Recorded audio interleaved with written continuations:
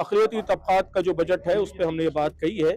इस बजट से कोई बड़ा फ़र्क पड़ने वाला नहीं है। पिछले बजट में जो जो बजटरी एस्टीमेट था उसके मुकाबले में रिवाइज़ एस्टीमेट तकरीबन 30% कम है। तो ये बहुत तशवीश की बात है कि पहले बजट ही बहुत कम रखा जाता है और जो रखा जाता है वो भी खर्च नहीं किया जाता। बड़ी मायूसी हुई है कि जो टैरिफ है ठीक है 18% किया गया, लेकिन उसके नतीजे में कोई बड़ा फ़ायदा होगा हमारे एक्सपोर्ट्स को, इसका इम्कान नज़र नहीं आ रहा है। समाज के जो तबक़ात भी नाबराबरी के शिकार हैं, तो ओबीसीज़ भी हमारे मुल्क में महरूम तबक़ात हैं, उनके साथ भी जगह-जगह नाइंसाफ़ी होती है, इसलिए उसके इज़ाले की हिदायत ये ज़रूरी है। 2025 की एक रिपोर्ट जारी की है जिसमें तकरीबन 1300 ज़ायद केसेस हैं नफरत पर बयान के, हेट क्राइम्स के, जिसका 90% टारगेट इंडियन मुस्लिम्स है। तो हुकूमत क्या कर रही है? तो हुकूमत नफरत के माहौल को रोकने में नाकाम। तो ये देश के लिए बड़ा बहुत ही अनलक्की माहौल है।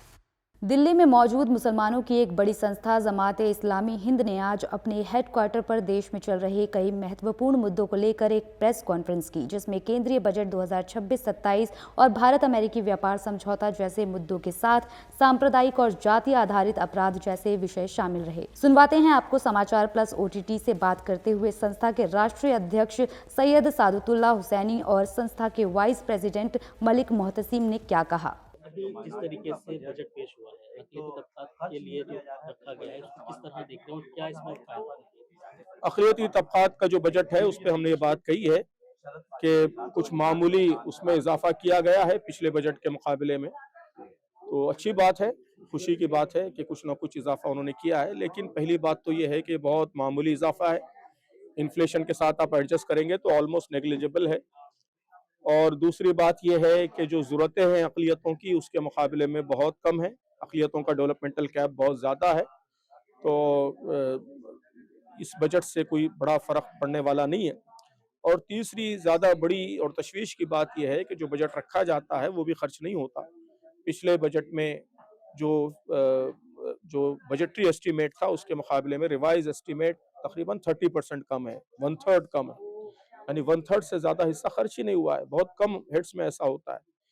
तो ये बहुत तशवीश की बात है कि पहले बजट ही बहुत कम रखा जाता है और जो रखा जाता है वो भी खर्च नहीं किया जाता। तो इससे मालूम होता है कि माइनॉरिटीज़ के डेवलपमेंट के सिलसिले में हुकूमत की तवज्जो बहुत कम है। तो ये तवज्जो बढ़ाने की तरफ हमने तवज्जो दिलाई।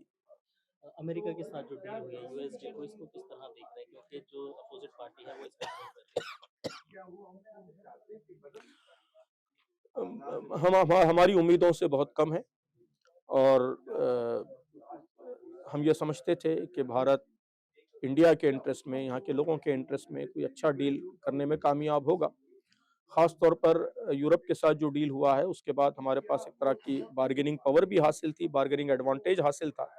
लेकिन उस एडवांटेज को पूरी तरीके से इस्तेमाल में नहीं लाया जा सका। इस पर हमको बड़ी मायूसी हुई है कि जो टैरिफ है ठीक है 18% किया गया, लेकिन उसके नतीजे में कोई बड़ा फ़ायदा होगा हमारे एक्सपोर्ट्स को, इसका इम्कान नज़र नहीं आ रहा है।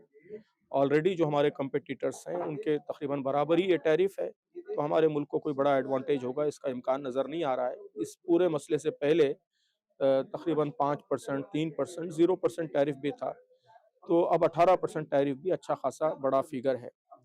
ये बराबरी पर मबनी नहीं है, नॉन पैरिटी है कि यूएस के जो प्रोडक्ट्स हैं वो तो हम 0% पर या बहुत मामूली टैरिफ पर इंडिया में ला रहे हैं और इंडिया की चीज़ें हम 18% पर उनको भेज रहे हैं। हालाँकि तरक्की याफ़्ता ममालिक, यूएस तो दुनिया की सबसे बड़ी इकोनॉमी है, तो आम तौर पर तो उल्टा होता है कि बड़ी इकोनॉमी को जब आप चीज़ें बेचते हैं तो हेवी टैरिफ पर बेचते हैं, कम टैरिफ पर बेचते हैं और उनसे जो चीज़ें लेते हैं वो उस पे टैरिफ लगाते हैं।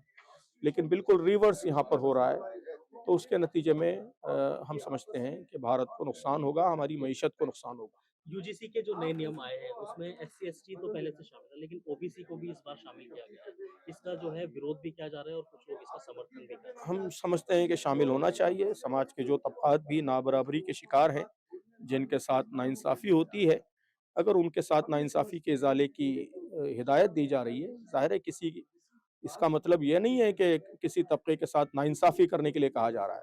कहा ये जा रहा है कि सबके साथ इंसाफ़ करो, और सबके साथ बराबरी का सलूक करो।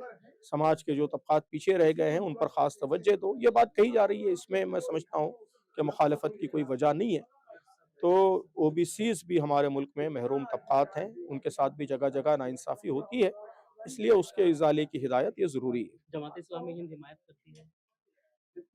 जी, हम समझते हैं कि ओबीसीज़ के लिए ज़रूरी हिदायत दी जानी चाहिए। मलिक साहब, जिस तरीके से मुल्क के अंदर अक़लियती तबक़ात के साथ ये माहौल बना हुआ है, किस तरह देख रहे हैं इसको? हमने आज की रिपोर्ट में यह बात बताया है कि हमारे मुल्क में इंडिया यानी हेट लैब ने 2025 की एक रिपोर्ट जारी की है जिसमें तकरीबन 1300 जायद केसेस हैं नफरत पर बयान के, हेट क्राइम्स के, जिसका 90% टारगेट इंडियन मुस्लिम्स है। अब अलग अलग वाकयात हैं, कहीं उत्तर प्रदेश में है, कहीं बिहार में है, कहीं झारखंड में है, कहीं त्रिपुरा में है, कहीं आसाम में है। तो उसका हम पूरा डिटेल आप पढ़ सकते हैं।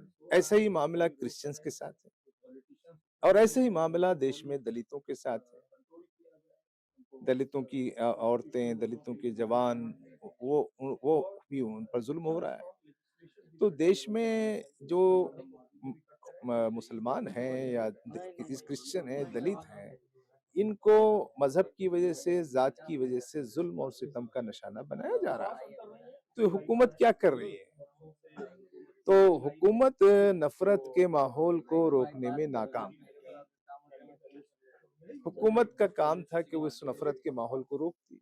उसके बजाय लगता यह है कि हुकूमत में जो बैठे हुए लोग हैं, वो नफरत की सियासत को, नफरत की इन वाक़यात को, उसकी मदद करते हैं, सरपरस्ती करते हैं, उसको आगे बढ़ाना चाहते हैं। तो ये देश के लिए बड़ा बहुत ही अनलक्की माहौल है। अभी उत्तराखंड के कोटद्वार से मोहम्मद दीपक का मामला सामने आ रहा है, इसको किस तरह देखते हैं?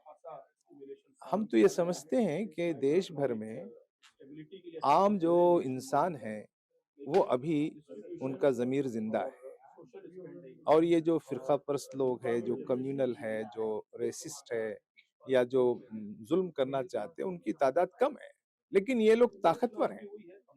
वरना देश में आम आदमी मुसलमान हिंदू की मदद करना चाहता है और मुसलमान हिंदू मुसलमान की मदद करना चाहता है। उसी की एक मिसाल वो दीपक का वाक़या है। तो उसको तो एनकरेज करना चाहिए।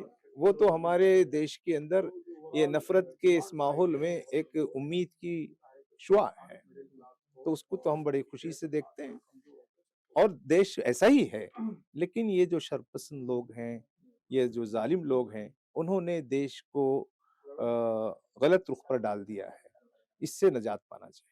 उसके खिलाफ एफआईआर भी दर्ज कर ली गई है, इसको किस तरह देखते हैं? हम यही समझते हैं कि जो वहाँ का जो प्रशासन है, वो इंसाफ से काम नहीं कर रहा है। उनका काम था कि जो मजलूम है उसकी मदद करते। एक शख्स ने मजलूम की मदद की, आपने उसके ऊपर एफआईआर कर दी। तो मतलब ये है कि आपको ये बात पसंद नहीं है कि कोई आदमी समाज में जो मजलूम है उसकी कोई मदद करे। क्या मैसेज देना चाहता है एडमिनिस्ट्रेशन? बहरहाल एडमिनिस्ट्रेशन का ये रवैया बहुत ही परेशान कुन है। अवाम के अंदर गलती हो सकती है, लेकिन अगर जो लोग पावर में हैं और जो एडमिनिस्ट्रेशन में हैं, जो लोग जुडिशरी में हैं, अगर वो ही गलती करने लगें, तो देश तो बहुत ही गलत रुख पर जा रहा है। आखिरी सवाल, यूजीसी को किस तरह देख रहे हैं? क्योंकि एससी एसटी अब इस बार जो है नए नियमों में ओबीसी को भी शामिल कर लिया गया है न्यू रेगुलेशन में। लेकिन अब एक जो गैर मुस्लिम के अंदर एक जनरल कैटेगरी है, वो इसका विरोध कर रही है। मुसलमान को इसकी हिमायत करनी है या इसका विरोध करना है? किस तरीके से आप इसको? इसको मुसलमान उसकी हिमायत करें या मुसलमान उसकी हिमायत न करें, इस तरीके से नहीं देखना चाहिए। उसमें जो भी पहलू है, वो यहाँ के एससी, एसटी और यहाँ के ओबीसीज, उन सब के इंटरेस्ट उसमें सेव होना चाहिए। इसकी हम वकालत करेंगे कि उसमें एससी और एसटी के इंटरेस्ट तो सेव हों, लेकिन ओबीसीज के इंटरेस्ट सेव ना हो, ऐसा नहीं होना चाहिए। ओबीसीज के इंटरेस्ट भी सेव हों और एससी एसटी के इंटरेस्ट भी सेव हों, ऐसी कोई गाइडलाइंस आनी चाहिए। जमात इस्लामी हिंद समर्थन करती है इसको? ये कह रहा हूँ ना मैं कि उसको जो है जमात इस्लामी हिंद मुसलमान हिंदू के उसको एंगल से नहीं देखना चाहिए। जो भी गाइडलाइंस हैं वो गाइडलाइंस जो है समाज में सबका उसमें इंटरेस्ट सेव होना चाहिए। तो अगर उसमें कुछ के इंटरेस्ट सेव होते हैं, कुछ के नहीं होते हैं, तो उसको मॉडिफाई होना चाहिए।